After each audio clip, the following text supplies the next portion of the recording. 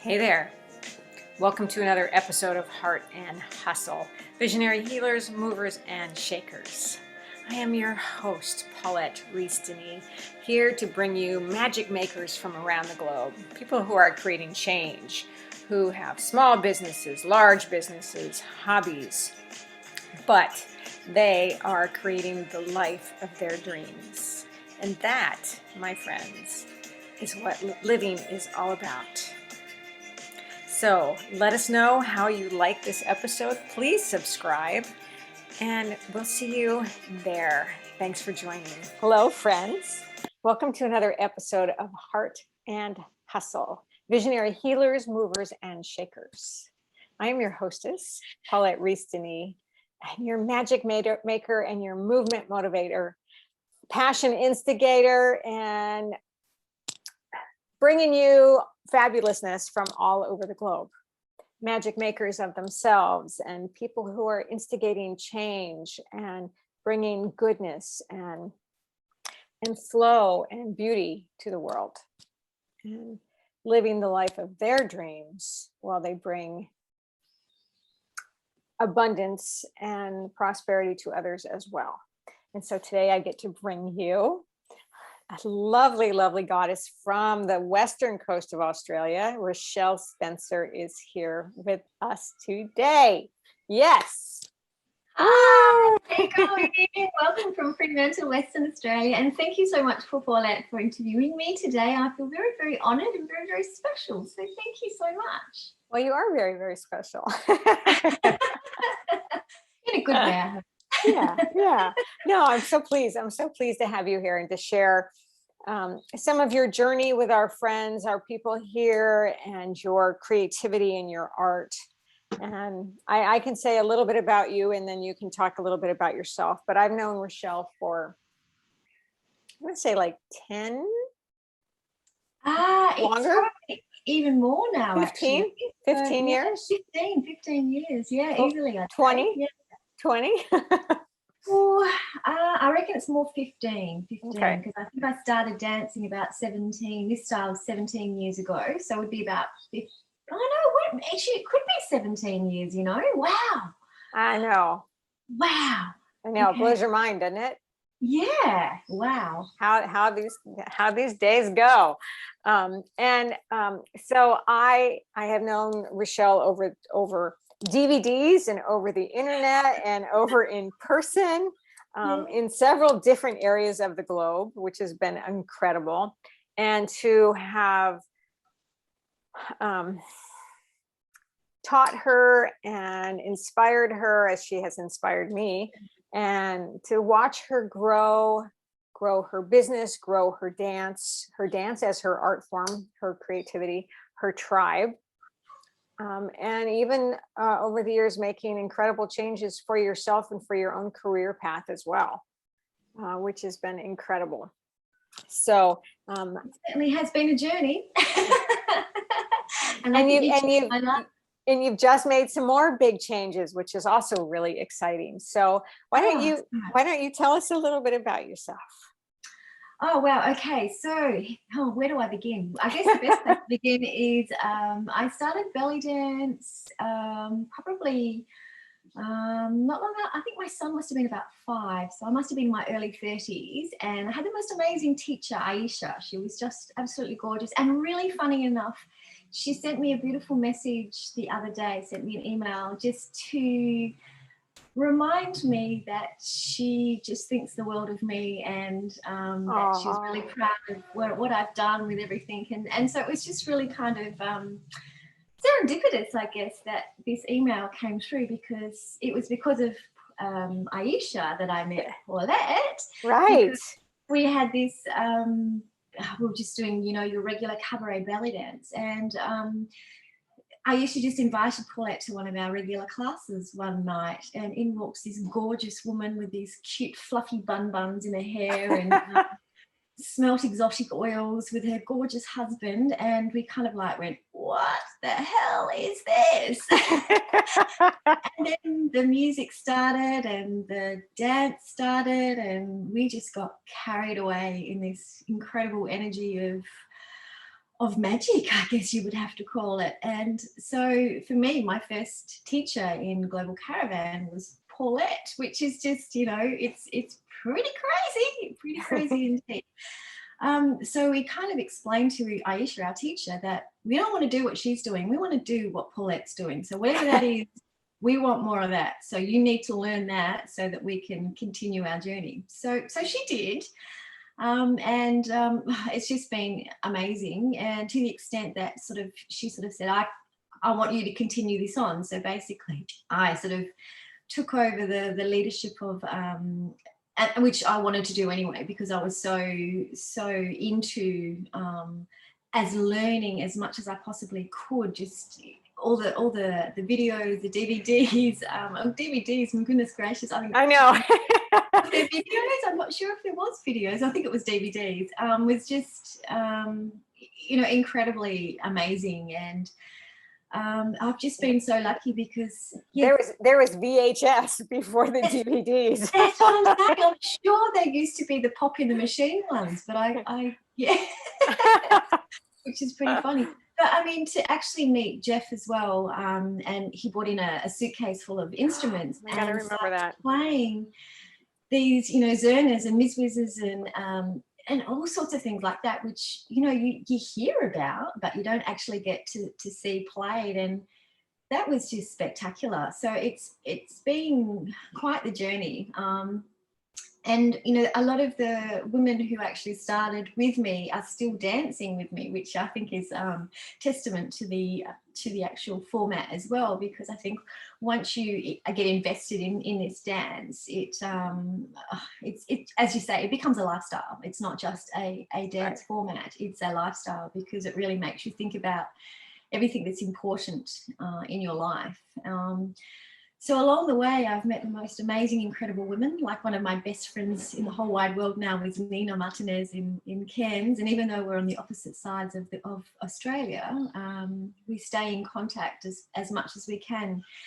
And so between yourself, Paulette, and Nina, you have probably been the biggest inspirations for my life, for instigating change that needed to be made, not getting stuck in the mud, the mirth, the mire. Stuck in the mud. Stuck in. But also, I guess, having belief in me. And I think when someone believes in you, you can actually do anything. And I think that's a really, really positive thing. So I guess what my premise is that I'm here for women, because it's just, women are amazing. They can be just the most amazing creatures, and you give them the love, the support, the safe space that they need, then they can be anything that they want to be. And it's all about allowing our lights to shine. And all my girls know I'm talking about lights all the time.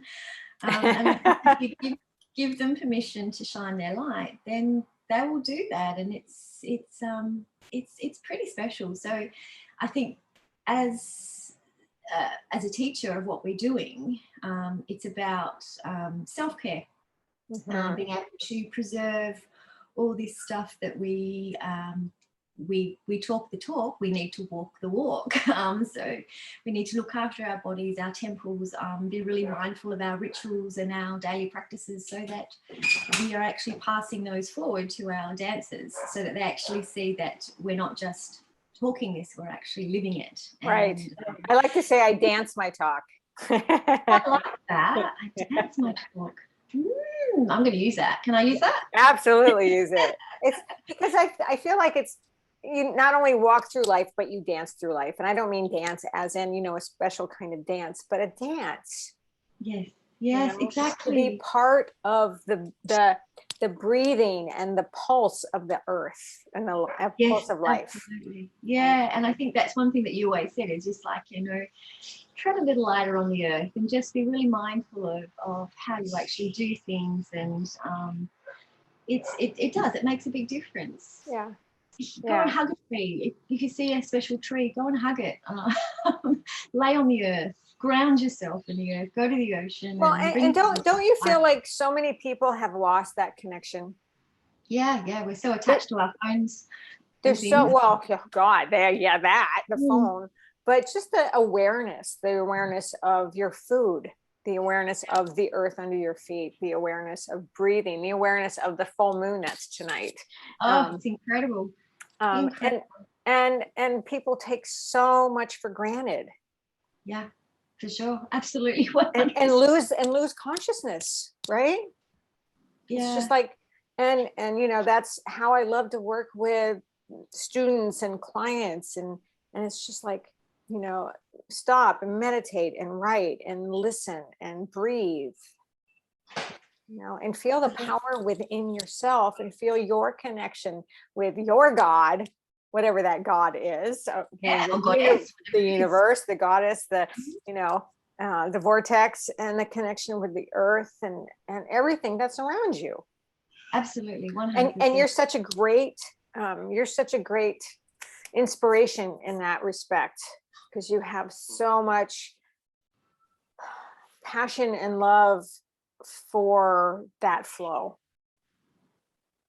100%. I would totally agree with that. I really, and I think if it's something that you're passionate about, it's just really easy to do. It's sort of, it is who you are. And the more you study it, the more you dig deeper into things. I think the more awareness that you have of how precious life is. We're only here on this planet in this human form, this meat sack, as I call it, for a short amount of time. We'll come back again in many other lifetimes, in many other meat sacks.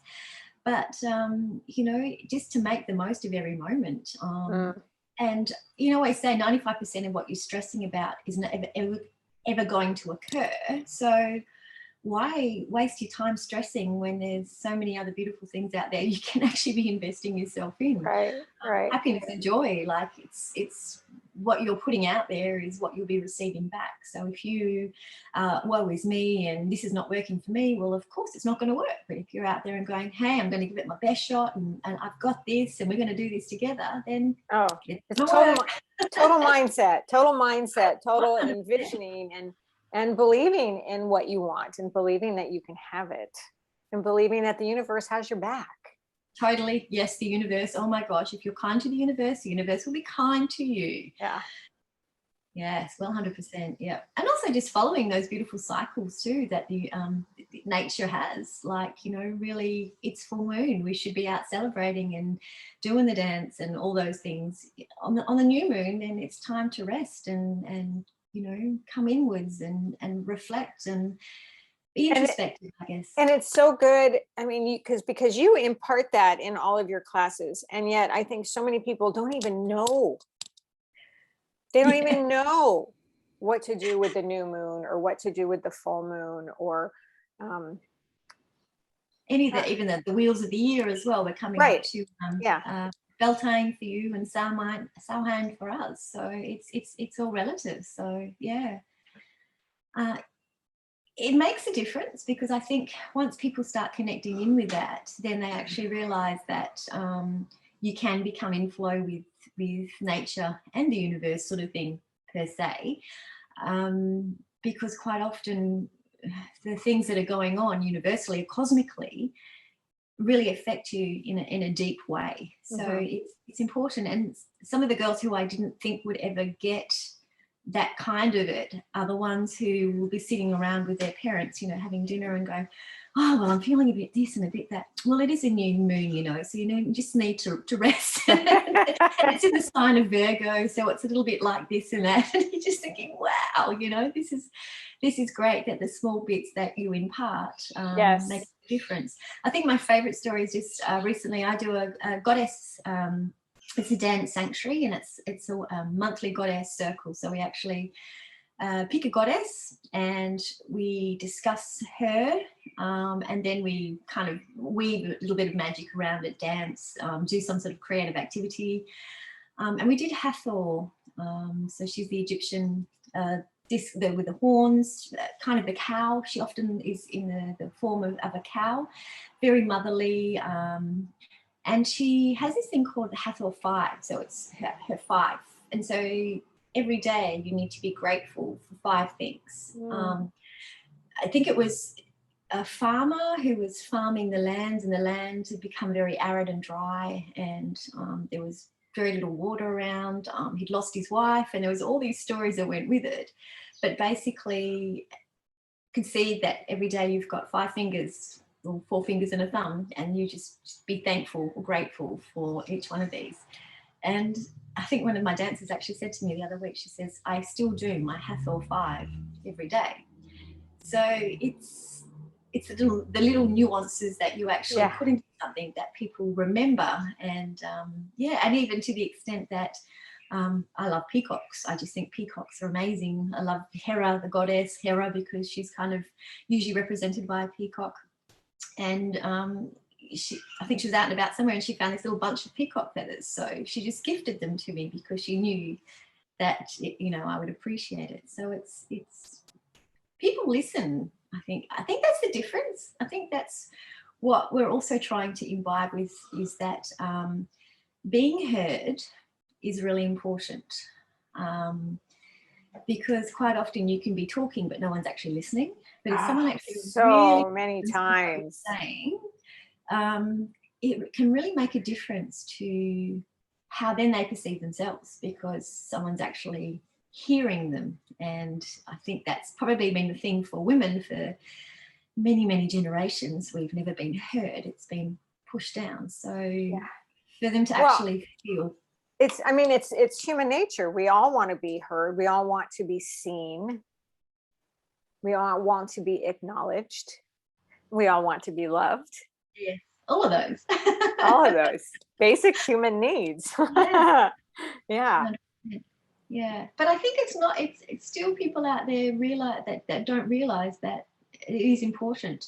And even sometimes the first time that they speak and they know that they're actually being heard, they've actually already figured it out in their head once they've spoken the words, because they've been given permission to actually speak. So it's that, oh my gosh, I've just had this wow moment. So well, there's a I don't have the words quite right, but it's you don't have a personality until you've spoke it out loud and someone has heard you. That is so true.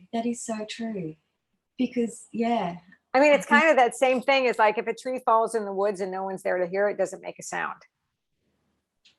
Yeah. Does it? Does it? Yeah, exactly. And it goes back to my psychology classes again.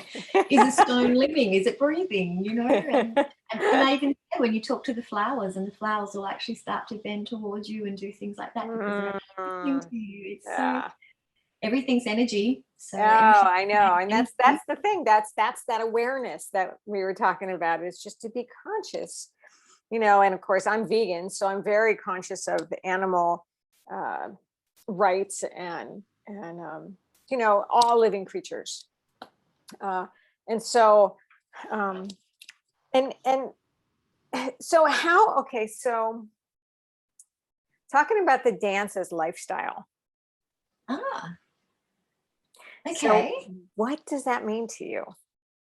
Dance is lifestyle. Okay. Well, the most important thing is self-care. So it's about making sure that your body, your temple is 100%, that you can actually use it, because it is our tool.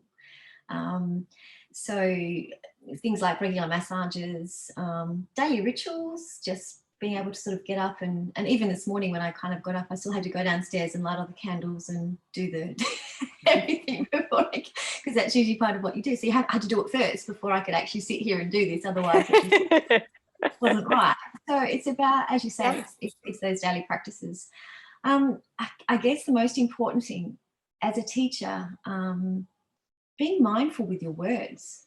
I think it's one of the most, the biggest things that we kind of sometimes overlook.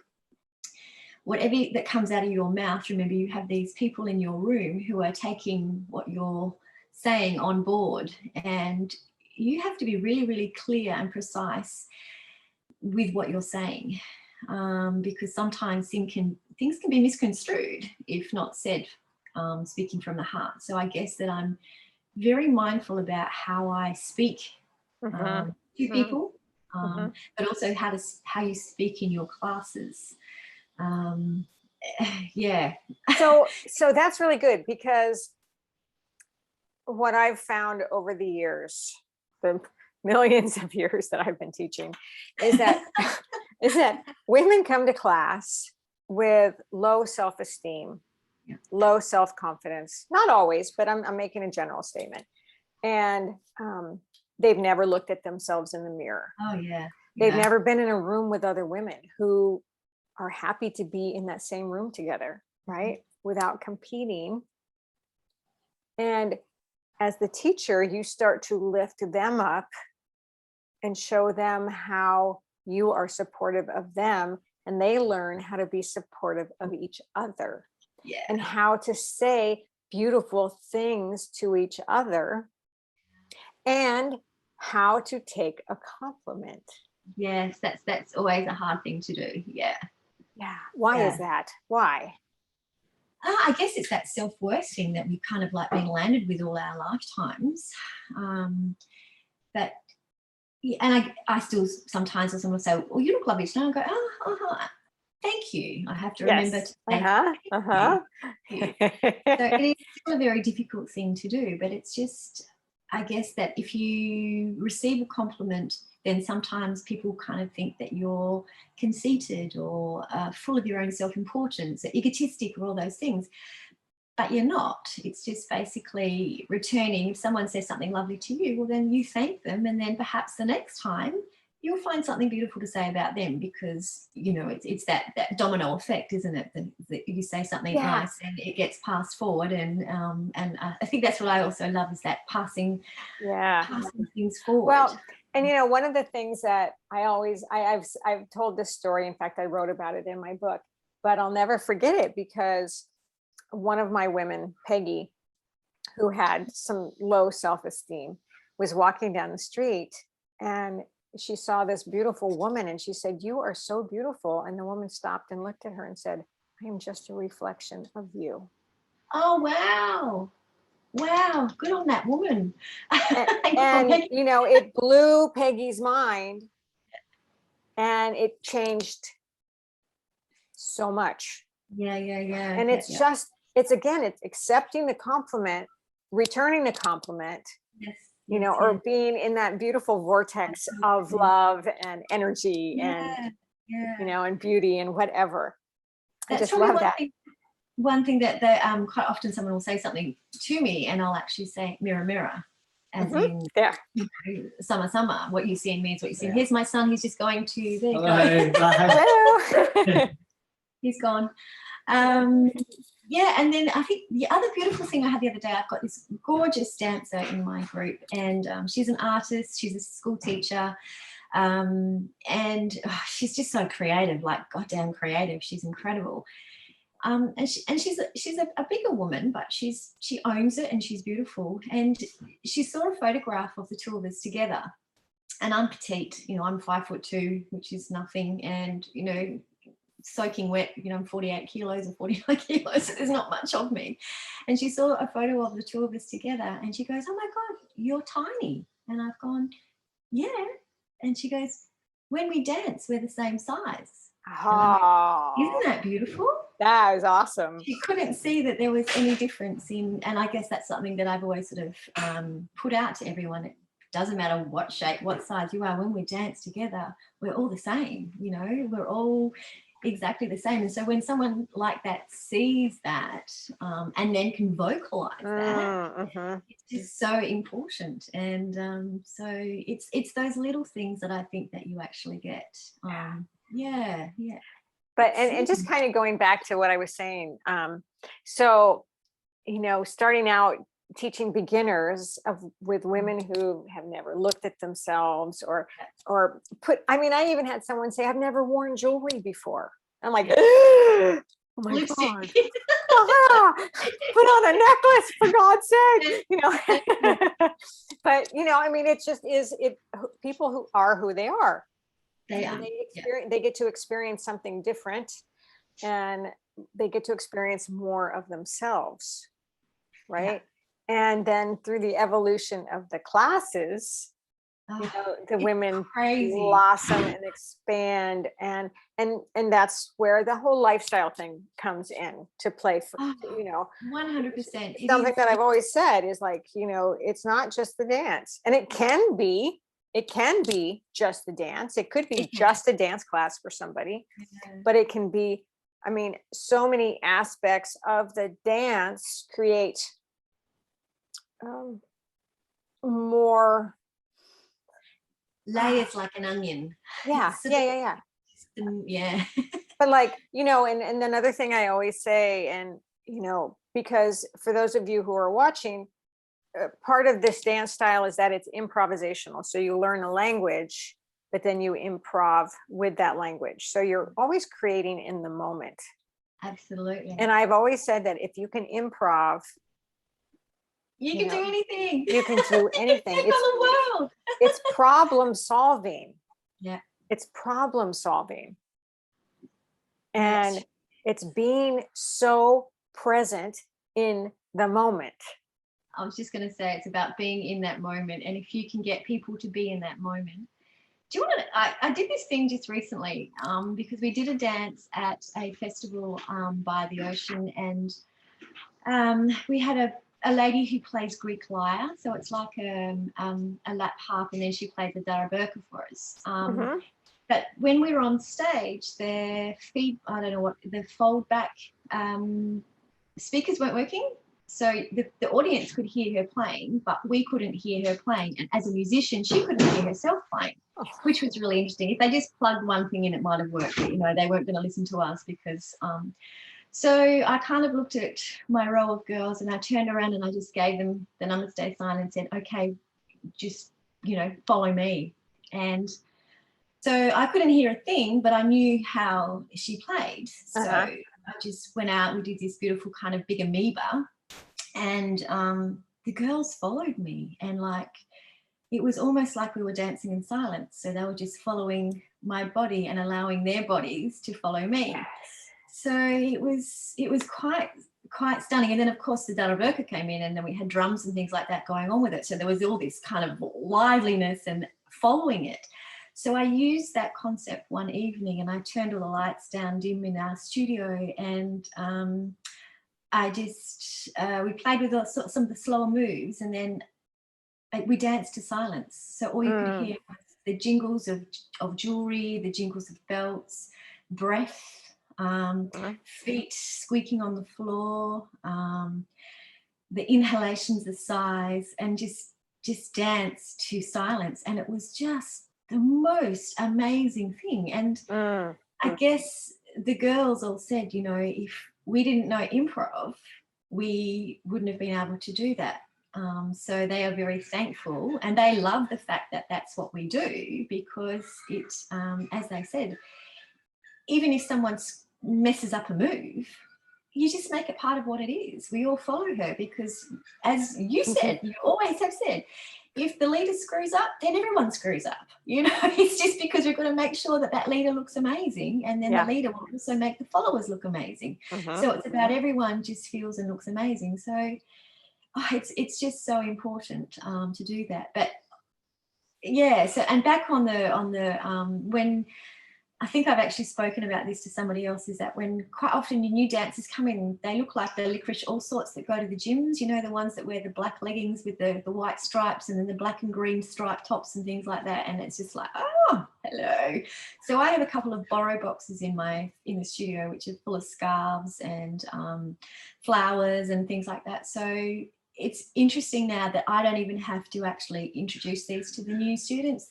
My students just basically go over and going, hi, let's put a scarf around you. Let's put a few flowers in your hair.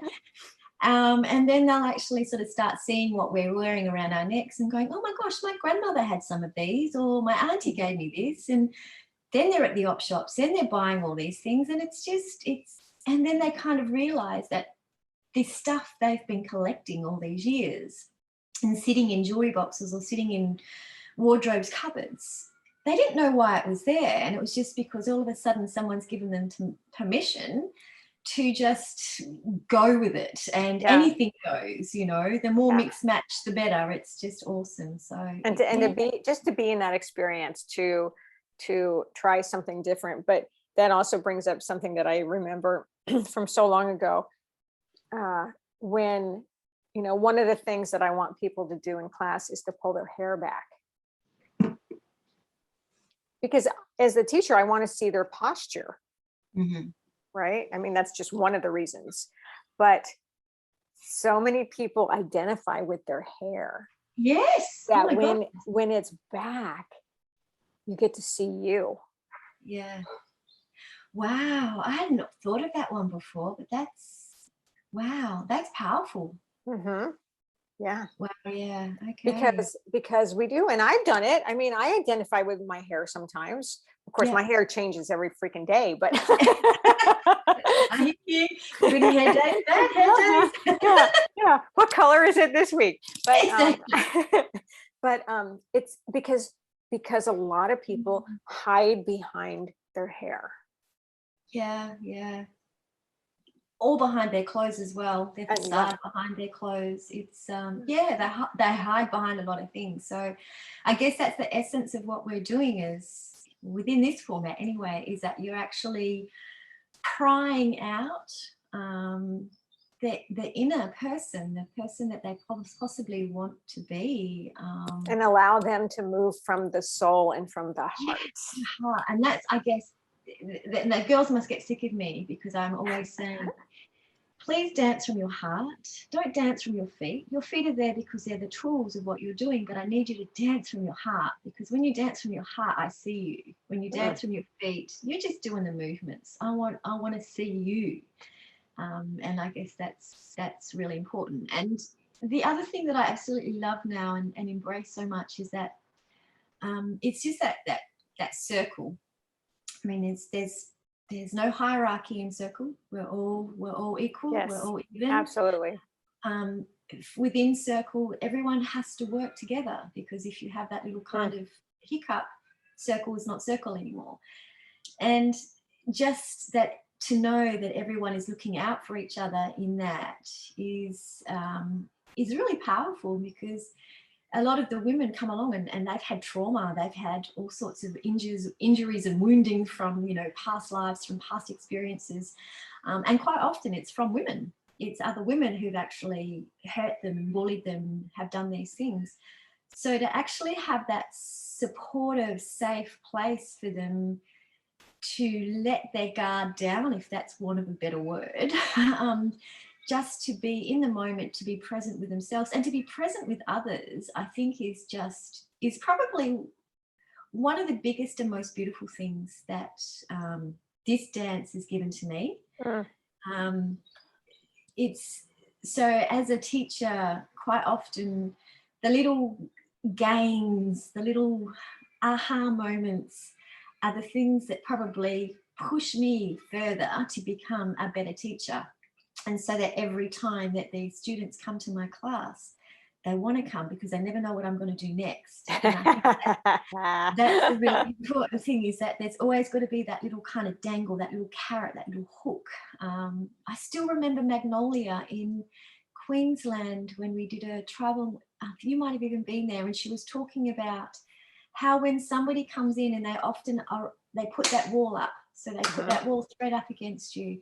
And she said, rather than you doing the same thing and throwing the wall back at them, put a little spike out there, it's a little wave of love, but also make sure there's that little kind of wee hook in there. So you pop that little hook into their heart. So every time they have that thing again, they'll remember that hook of love and let it flow through. So I guess it's just about just really pushing love, because love is where it's at.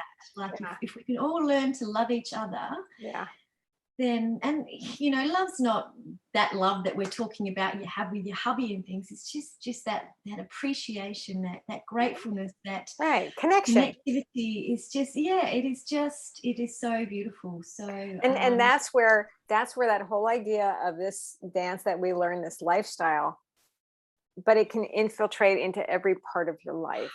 Whether it's in the office, or in the home, or at the grocery store, or to learn how to connect with each other.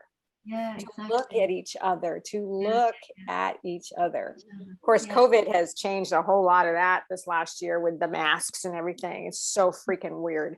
But But your eyes are still available, so that's the yeah, most important thing when you're doing that. But yeah, so good. even So, even okay, so I just want to ask really quick before we go. So what, I mean, I because I know you, you've been through health issues and oh, my dog's getting excited now. hi Rosie. Yeah, she's Hey, Rosie. It's because my husband just came home and now she can't get out. She's stuck in my office with me. And you've changed studios and different businesses and jobs and stuff. So what's been hard and what's pulled you through? Oh, okay. What's been hard? Hard is for me, this is probably going to sound really weird, is that I can be strong for you and I can be strong for all my girls. I didn't know if I could be strong for me. So I went through breast cancer and had a few little scares along the way as well, externally, because it's one of those things, once you have something like that, that it kind of is here. So I guess what happened is I realized that I'm a very strong person, and that strength has actually got me through a lot of stuff. I also learned patience, and I think patience is a very, very underwhelming thing that we all need to learn and to control a lot more. So through the strength and patience, I had this incredible army of women, whether they were in front of me or whether they were over the world, who were holding space for me. So I just know that whatever decision I made, whether it was a good decision or a bad decision, they would hold space for me, and they would do that. So for me, it's wow, it's just knowing that these amazing, beautiful women are there, and they have my back no matter what goes on, which gave me the strength, the courage, the guts, I guess, to actually step forward and step out of stuff that wasn't suiting me. So stepping out of that, if it's not working, then you need to change it up. And I sat in that not working stuff for quite some time. So, and I know everyone sort of said to me, well, it's about bloody time you actually did something about this kind of thing. But I guess I'm a people pleaser. I like people to be happy. And I think maybe I had a realization that sometimes you actually have to please yourself. And when you please yourself, and so when one door closes, or when you close a door, sometimes you close it, sometimes it's closed for you, then you'll find that all these other doors just start opening, and they have much more riches, much more treasures, much more interesting things to sort of like start delving into. Yes. So self-belief is huge. Courage is huge, and patience is huge, but also in the knowing that the gorgeous humans that you've collected in your life have your back and will look after you and hold space for you no matter what. So yeah. Yeah. And so, what I would say to our listeners out there is that if you don't have those people in your life, now is a good time to start cultivating those kinds of relationships and grow, join a tribe, whether it's, dance or music or cooking or motorcycles or whatever. There are people for you, and to be part of a tribe and to get that support and be part of connection and be part of family, right?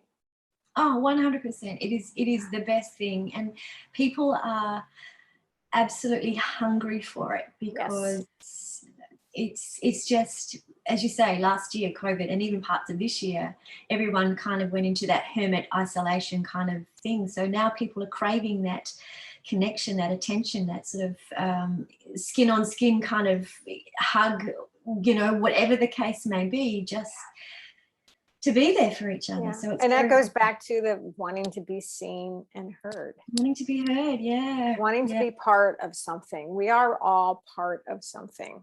Yeah. We're all part of the whole. So beautiful. Wow. Well, thank you, Richelle. The problem when we do things with you, Paulette, we never know where it's going to start and end. So, and that's what I absolutely adore about it, is that you've just kind of pulled my heart out and just spread it on a beautiful piece of toast. So. Oh my God, that's hilarious. Well, whew, okay. So people out there in Heart and Hustle Land, if you have any questions, or comments, I always love to know what your takeaways are and what you got from these chats and these conversations, and how it has moved you. And if you have questions for Richelle, I'll give you her contact information as well. Please. Yeah, please do. And so, again, Richelle, thank you for spending time with me. As thank always. You for asking me. Thank you so much. I love you so much, and I must say thank you for changing my life. So that meeting that we had just really changed my life. So and through that I've met an incredible tribe globally. So I feel very blessed. So thank you. You continue to do the work that you are doing and bringing to the people. So beautiful. It's so beautiful. And everyone out in Heart and Hustle Land, thank you for spending another episode with us, with me. And please subscribe if you haven't subscribed to this podcast, this video podcast, whether it's on YouTube or Vimeo or SoundCloud or iTunes. Subscribe and support us, support me, and support the tribe. Support the tribe and live your life with passion, my friends. Yeah. Continue on, and many, many blessings to you until we meet again. I'm Paulette Rees-Denis and Richelle Spencer, and we are signing off. Love you.